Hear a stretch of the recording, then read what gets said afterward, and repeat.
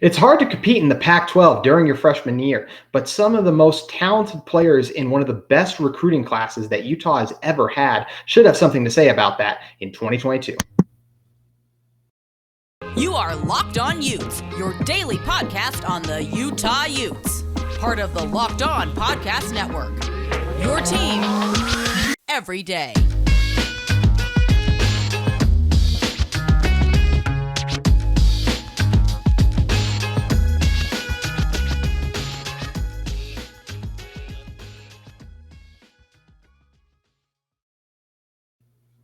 Hello, everyone, and welcome into Locked On Utes. My name is JT Wistrcill. We thank you for making Locked On Utes your first listen every day. We are available on all platforms, including YouTube.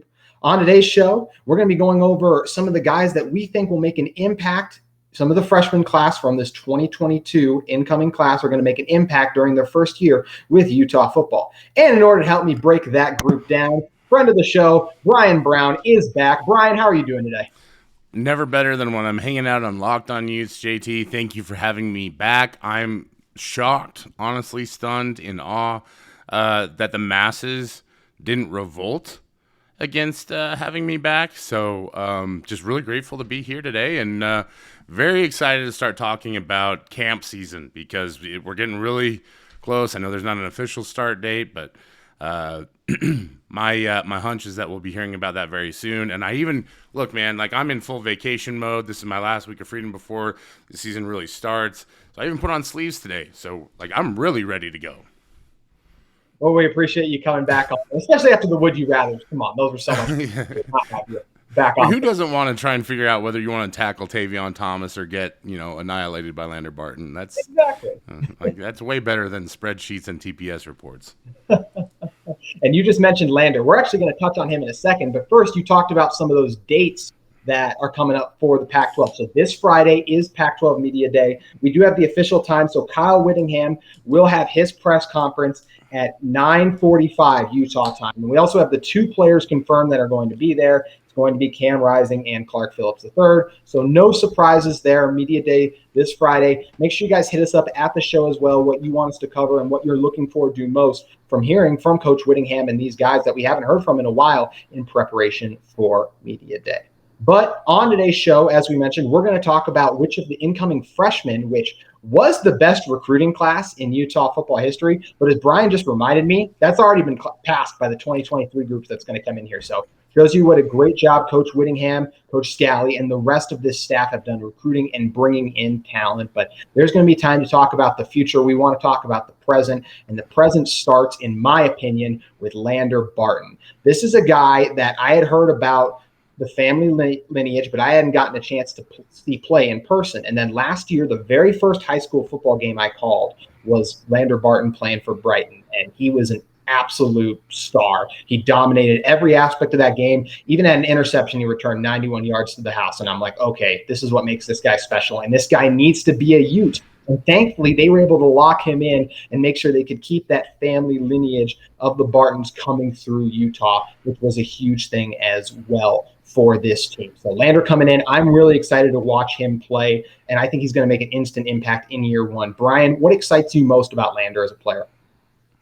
Just what I saw from him in the spring, outside of the measurables and, you talked very in depth about the family lineage. There's a lot to love about Lander Barton. He's a legitimate 6'3". He may even be 6'4", and he was a grown man even as a junior in high school, let alone going into his senior year. And so now he's been in the program for a few months. But really what gets me excited about him is just what I saw, and especially if you go back and watch the spring game, his ability to make the reads. Utah is changing up their defensive system, just a little slight tweak. So whereas the defensive line would actually try to hold up the blockers and let the linebackers flow, when you had just, the insane talents of Nephi Sewell and Devin Lloyd, it makes a ton of sense to do that. Now they're going to try and get the defensive lineman upfield because you have so much talent on the defensive line. You can rotate it through. You can be a little bit more aggressive. But I saw Lander take on blocks and shed blocks in a really impressive fashion for an incoming freshman, but also watched him in coverage be able to get sideline to sideline, get the team lined up. And so for him to be so far ahead of the curve in that regard, especially with the depth that they have in that linebacker room, very promising, and just really excited to see what he does as he works continuing going forward.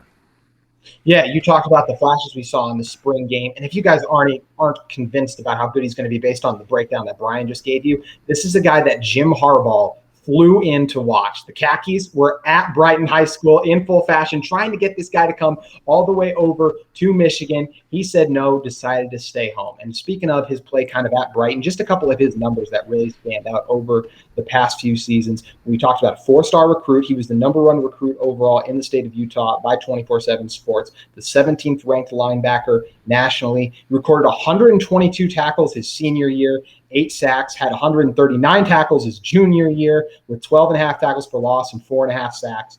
And he was even a threat as a receiver as well. We talked about some of those interceptions he was able to return to the house. He played a lot as a tight end.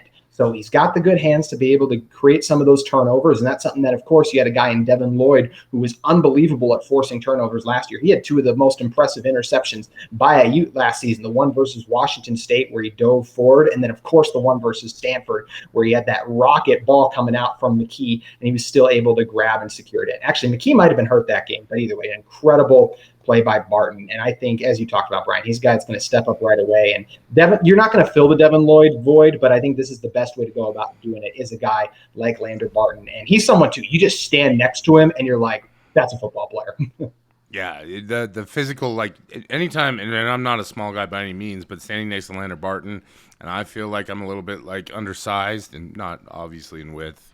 There's very few things in the world that are wider than me, but just in his height, his reach, the way that he moves, it's a very impressive thing to have that coming in as a freshman, but also to have him stepping into a role that seems ready-made for him. Yeah, he's going to be a lot of fun to watch play, and he's going to be the main guy of this freshman group that contributes year one as a linebacker. Another guy we thought might be able to contribute was Carson Tabarachi, and he transferred, and it was kind of like, okay, why did he transfer? So, of course, Lander Barton, but that was his friend, so he knew how good Lander was. He knew Lander was going to play, but I actually think it was someone else, and I think it was Medlock, who looked unbelievable in spring ball. Justice Medlock, I think he was unbelievable, had a great spring ball, is another guy, a hard hitter coming over from Texas as well. Excuse me, Justin Medlock, actually, just realized, messed that up. But he is another guy that I think it's going to be hard behind a guy like Karene Reed as well, and a couple of these other linebackers, Diabate coming over from Florida. It might be hard for him to see some time, but he's the guy, if there's an injury amongst that linebacker corps, I think he can come in and do a really good job, even in year one. He's a guy the coaches are excited about because he's a hard-hitting backer. Yeah, and you're going to see a lot of Medlock this year regardless, because Utah's not going to play 4-2-5 every single down. They're going to mix and match personnel. Medlock has great side-to-side ability. You know, you're going to see a lot of Karene Reed out there, but they want to put Karene in that rover position, and so you're going to see Justin and Lander kind of man that Mike backer, that middle backer position more or less. And I think you'll also see some rotations, because you're going to want to confuse the offense as much as possible. And when you have a talent like Medlock, he's got to see the field, especially nowadays where the portal is becoming such a, not just a phenomenon in football, a cultural phenomenon. And now we're hearing rumors of just unlimited transfers. You've got to get those guys who can play on the field, and Utah will find ways to do that, whether it's through personnel packages, whether it's through rotating, whatever it is. And the bottom line is Medlock proved that he deserves a spot. And for those of us who stay deep in the know, we kind of knew coming in that he was a hidden jewel of that recruiting class. You look at his national composite ranking over at 24/7 Sports, and he's an 88.59, so 1.00 would be top rated, 100%, like the best ever recruit ever. So you think he's an 88 rating, that's pretty good, but that rating was not nearly indicative of how talented he is, especially when you compare the fact that he was neck for neck with Lander Barton, who was a 95 per that composite rating. So just a really talented player, and that linebacker group is absolutely stacked. So for him to stand out in that crew, that he's really deserving of it, because that's a tough group to make an impact in, because there are so many guys there. And it's also a coach in Colton Swan who really demands a lot of his players, has very high expectations, but he meets those expectations with so much enthusiasm and energy and just coaching passion. In fact, if I were to pick two of the most passionate coaches in terms of how much effort, well, it's tough. But Jim Harding, Colton Swan, Sharif Shaw, all three of those guys are, top of the books. But you mentioned Carson Tabarachi. I think Tabo saw the writing on the wall, right? Came into Utah, knew what to expect. But if you're not going to be playing, I can totally understand wanting to go someplace else. And, it's look, if you're going to be playing in Salt Lake City and you're going to be seeing the field, it's worth going through all the hard stuff that you have to go through. But if you're not, go get an NIL deal somewhere else. Go hang out in LA. I have no problems with that. I get why Utah fans do. But as someone who, I would have loved that opportunity coming out of college to make money playing football. I had to pay money playing football, so it's just, I understand it and I get it. But it just goes to show how deep that room is and how much talent's in there and really how hard you have to compete if you want to survive. Yeah, you talked about it. Medlock is a phenomenal player, and it's exciting to see the impact it's going to have even in that first year because of those defensive changes that Utah is going to be making scheme-wise. Bryan, those were the main guys that I really thought defensively would contribute in their very first year as freshmen. Are there any other guys you think could factor in? Yeah, I think we likely no, not in terms of freshmen. Chase Kennedy is somebody I have my eye on, but that's another situation and position where there's a lot of talent there. He's an edge out of Texas, 6'3", 225, but a lot of hype coming in following him. Another player, not a freshman, but Jaden Pearson, the JUCO transfer. That's one that I'm very curious to see how that works out. Also, Clayton Isbell, who is a transfer portal player from Illinois State. I think he'll be immediate, potential player in that group in terms of plug and play. But freshman's going to be tough. Yeah, it's always hard. My headphones cut out for some reason there. I was like, wait a second, I can't hear myself anymore. Gotta love live producing everything like that, right? Yeah, live, right? Another transfer, Gabe Reed. We've heard a lot about Gabe and Mo Diabate, but in terms of freshmen, it's going to be a tough situation. And there are a few guys that I'm really curious about where they fit in position-wise, like Teo Johnson from Idaho. Does he end up at wide receiver? Do they switch him to the defensive side of the football? And if they do, that brings some intrigue to me because he could be, a corner safety type player where, he's got some speed and some real potential to where maybe you see him in some packages. The other one that I'm really curious about, and I know that the program is really high on him as a wide receiver, but Sidney Mabanassor from Pflugerville, Texas, 6'5", 200.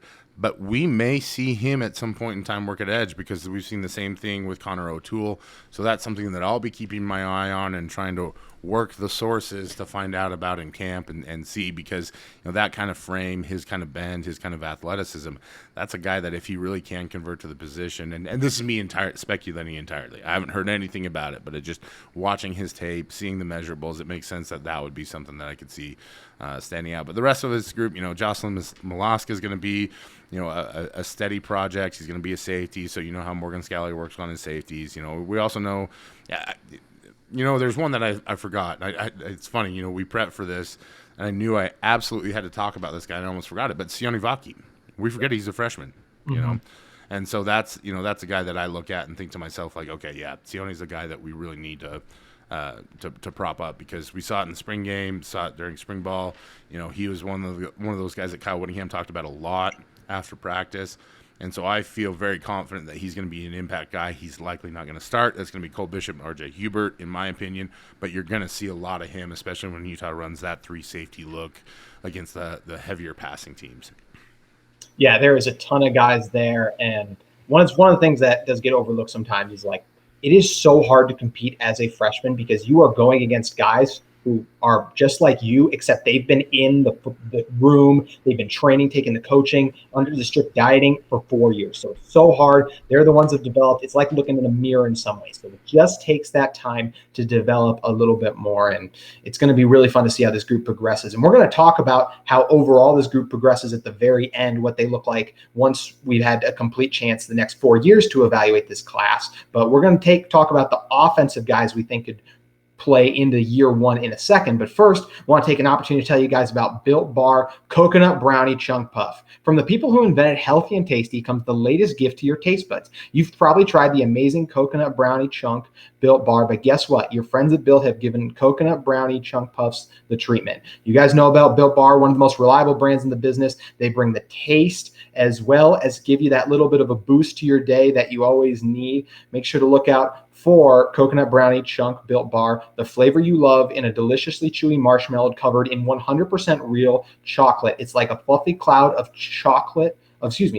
coconut brownie goodness. Chocolate brownie chunk puffs are here for a limited time. Go to built.com now. Make sure you don't miss out. They're going fast because they taste amazing. Delicious coconut rich sweet brownie, creamy marshmallow. Stop fantasizing. Get to built.com. Order your box of coconut brownie chunk Built Puffs right now. Offer. Go to built.com, use promo code LOCKED15 and get 15% off your order. Use promo LOCKED15. So, talked about the defense, Lander Barton, Medlock. These are guys that are going to play and be a big factor. I think offensively it's going to be a little tougher because you don't lose as many guys year one, especially when you're looking at like along the offensive line. It is almost impossible to come in your very first year and start along the offensive line unless you are one of the best prospects in the country.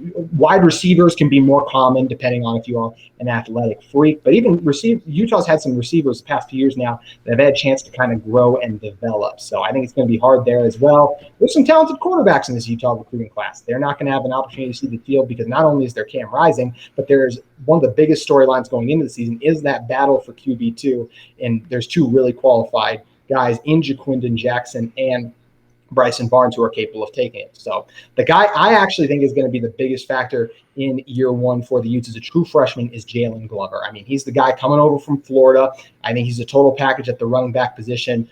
Number one thing when you're looking at a running back, like what does he have, is does he have those massive claws? And he absolutely has that. He's a guy who's going to be able to run people over. Not the tallest guy in the world, but definitely shifty as well, can run over or around you. And I think he's going to end up being running back 2 by the time the season is done. Brian, what are your thoughts on Glover? I'm going to disagree with you, but only on one thing. I think he ends up being running back 1 by the time the season is done. And I understand everybody's talking about Tavion Thomas and the production last year, but Glover is that dude. And we saw it from day one in spring ball. It continued throughout the season. He handles his business. He's extremely coachable. He came in shape, ready to go, and his work ethic is going to set the tone for that room, and that's a major positive. You know, I think he and Quinton Ganther clicked immediately, which, you know, that was a big concern because Kyle McDonald is such a prolific recruiter. You know, he's so great with those kids, and Q is a very different guy. You know, he's like, Kyle was like the cool uncle. Q's like the old school, the OG uncle that's just out there like telling him, no, that's not how you do it. You do it like this. Let me show you. You know what I mean? And it's funny because at some point this summer I saw that clip of him doing one-on-ones from back in his days in Jacksonville. Like, he's still got that juice. And so you've really got to fight and compete to be one of his guys. Now, that's not to say that Tavion isn't a dude that's going to be, you know, a part of this program, but I believe that firmly in Jaylen Glover. I've seen it up close. I've seen the work ethic. Injuries always playing a factor. And so what I really think has happened is Jaylen set the tone. And so other guys are going to have to compete with that. And this is a work-first program at Utah, right? Like you've seen it up close. I've seen it. Like, guys who don't work just don't get on the field. And so if he's out working everybody with his talent level, with what we've seen, you talked about the quads, you know, leads to him having incredible balance. He's incredibly gifted speed-wise, great vision. You know, the hard part about it is that with his size, it is a very eerie, combination of almost like Zach Moss with Zach's balance and ability to start, stop, and go, and Ty Jordan, you know, and just he is such a powerful back already, and for him to step in a spring ball and do that well, you know, the questions are always going to be, you know, how well do you handle your plays, because you've got to know everything. And the bigger question for me is even going to be like, where's your pass pro? You know, how's your pass pro? Where are you at in the scheme? Are you going to be able to line up in the slot? And you've got a guy with Mekhi Bernard who can do everything. He's a Swiss Army knife of running backs, you know. So I think strong endorsement, obviously, from me. It doesn't matter who ends up at RB1. Utah's going to be in great shape, even if they get down to RB4, because we started to see things from Ricky Parks that were really promising. So they've got a lot of talent in that room, but I think it just really speaks volumes to who Jaylen Glover is. Yeah, I think that's so true. And you talked about it as well. Like he's a guy, you talk to him and you're like, are you a coach's son or something? Like every answer you say is 100% correct. Like it sounds like, oh, what kind of players would you? I talked about this with Clark Phillips a lot yesterday. Like what are the qualities you look for in a player? Coachable, good leader, team first guy. Check, check, check when you're talking about Jaylen Glover. He's a guy as well.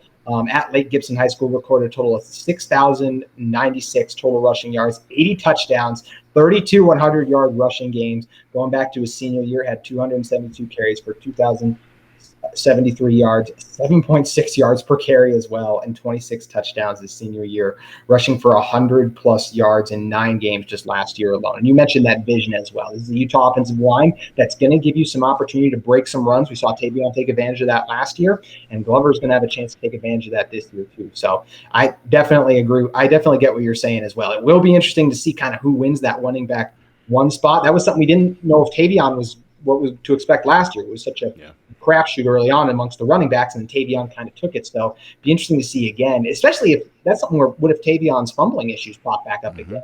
Jaylen seems like a guy who's pretty sure-handed, so that's something where he could definitely take that job for him. So it'd be very interesting to see. Injuries are always a huge factor with that too, right? Like Tavion was fairly durable, but he didn't play the entire season, and we did start to see him get nicked up towards the end.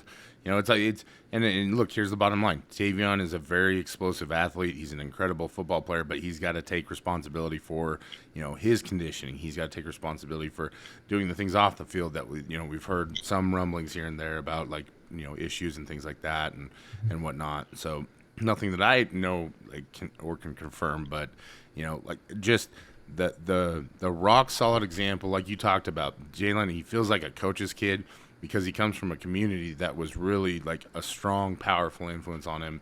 I know people kind of knocked like his commitment ceremony and the video and everything like that. I loved it because it showed how involved everybody else is in his life, and just how, this is a kid that comes in very self-assured, and he comes in with a lot of confidence, and he showed it already in spring. And for him to just spring forward, I'm excited about that. And we've talked a lot about him, because he is the most likely freshman to explode. But there's some other guys in this crew too that I like.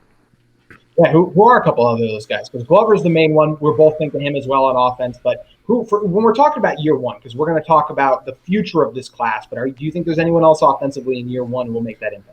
Teo Johnson is a guy that I'm really curious to see what happens. And we talked about him a little bit in the previous segment, if he ends up on the defensive side of the ball. He came to Utah as an athlete, 6'2", 180, very explosive runner, played quarterback for his high school team in Idaho.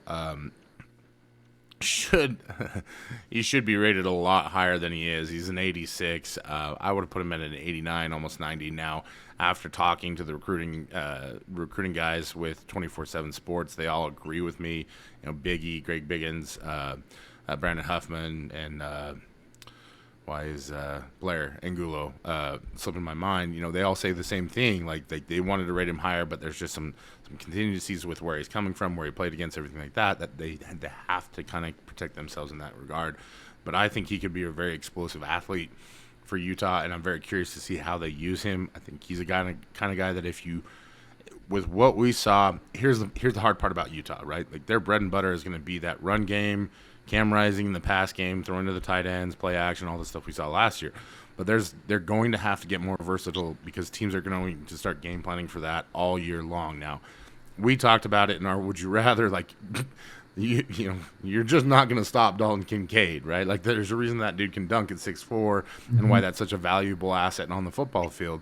But I do think that Utah's going to have to be a little bit more versatile and have to go into some 4 and 5 wide receiver sets. Now you'll use Mekhi Bernard a little bit in that. You'll use some of the other guys. Love what I saw from Mekhi Cope. Devon Vele's, I think this is finally the year that he becomes a star. I think mentally is where he's always really kind of had to put it together. The physical stuff was there, but I think it's come together. He's got that confidence, that connection with Cam. We saw Cam play really well. But I think Teo's a guy who could step in and be a slot guy and really do some unique things. Another one that I'm very curious about is Luca Calderella, who's a Cerritos College Yeah, he's in theory transferred, but was injured his senior year.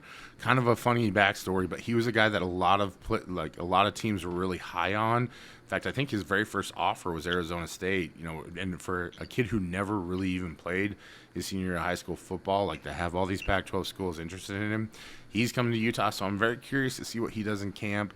His size and the fact that he's a year removed give me some very unique thoughts, in terms of what he might be able to produce, because he's 6'4", 200 pounds, and that's a pretty decent sized guy. Like I said, very under the radar recruit, wasn't even rated by 24/7, so that's one that I'm very curious about. We're talking freshman, right? So we'll leave the Rhino Logan Kendall off the table for that one, but that's one that I would definitely mention. Otherwise, you mentioned offensive line. There are two very talented offensive linemen in Tyler Knock and Keith Olson that are coming into the program, but they're not going to see the field, and that's a good thing because Utah's got plenty of depth on the offensive line, and Utah fans should breathe a deep sigh of relief that that's the case. Yeah, especially when you use guys like Nick Ford and Bam Olsen. That's something we spent a lot of last Friday's show talking about, was why I do feel this offensive line is actually going to be a strength for this team in 2022, and because of that recruiting depth you just mentioned, should be one long-term as well. So definitely the immediate future for this Utah team is bright. Bryan, did you want to add one more thing? I do have a question for you. Do you think we see anything from Nate Johnson, the heralded 4-star quarterback recruit this year? I personally do not. I just think there's excitement there. I just think it's going to be hard. I'm curious to see your thoughts about that. And actually, a little bit of a tease. We're going to touch on that, your thoughts on Nate Johnson, when we come back in just a moment. Because first, I want to tell you guys about Intercap Lending. There's a reason no lender helps more families in Utah with their mortgage need. Intercap gets deals done. Quick and simple process. Intercap closes loans for 2 weeks faster than the industry average. And that is what Locked On's personal loan officer, Steve Carter, has delivered to hundreds of Locked On listeners so far, including Locked On's founder, David Locke. And let's be honest, if Steve can help David on track through the entire process, Steve can help anyone. And though Intercap is new to Locked On Utes, it's not new to helping customers out. They've been filling mortgage needs since 1978, so 43 years of experience, and Steve Carter has been providing Locked On listeners with the best experience since 2018. Intercap is headquartered here in Utah, but licensed to help all of your mortgage needs in 40 states. Give Steve a call at 385-800-8528. You will not find a more responsive loan officer. NMLS number 190465. So before we did that ad read, Bryan, you wanted to talk about a very special recruit coming in, and that's a guy who plays the quarterback position. It's a very crowded room right now, but what are your expectations for Nate Johnson kind of going forward, and maybe even this year? Yeah, what it is it's the physical gifts. He's got an arm that can throw the ball a mile. A lot of twitch in his body, and that's a weird thing to say. But when you get into these scouting terms, like say things like sand in the pants, kid's got a lot of twitch, all that kind of stuff. You just kind of have to set it aside and embrace the weird. But his speed and that ability to quick twitch, cut, turn, get upfield, I think will lead to him being a very fascinating prospect from this class. Not only, he knows he's still a very raw talent in terms of his, quarterback mechanics, abilities, making reads, getting through the progressions, everything like that. I think that's one reason why he's very enthusiastic about committing to Utah. You've seen what Utah's developed here with their quarterback factory.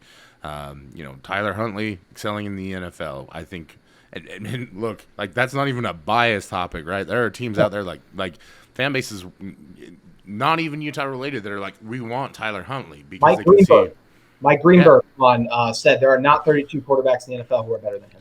Yeah, so I mean, like I'm taking my Ute colored glasses off for a second and seeing that, and then Cam Rising is inevitably going to be an NFL quarterback. I think he'll be a first-round pick. We'll wait and see how that shakes out. You never can tell with draft stuff, but he has that talent and that ability. It'll just all kind of depend on him staying healthy. I think that Cam is further ahead than Tyler ever was in this program, and I think he has the tools and the abilities to do it as well, especially with the evolution of the game. And so Nate Johnson is looking at that and thinking, like, man, like even Jaquin and Jackson, and you and I both saw it this spring, and I think this is one of those areas where you may have had a little bit of an advantage, being inside the program, you got to see a little bit more up close. Jaquin is taking huge strides, And so I think that's one thing that attracted Nate, but also we saw some things from Brandon Rose that were really impressive, So you've got two very talented quarterback recruits coming into this class, two guys that I kind of look at and want to circle on that, that list and say these are the guys to watch. And the other crazy part about it is more than likely, one of them won't finish their career with the University of Utah, but you have two of those very talented guys that have very high ceilings.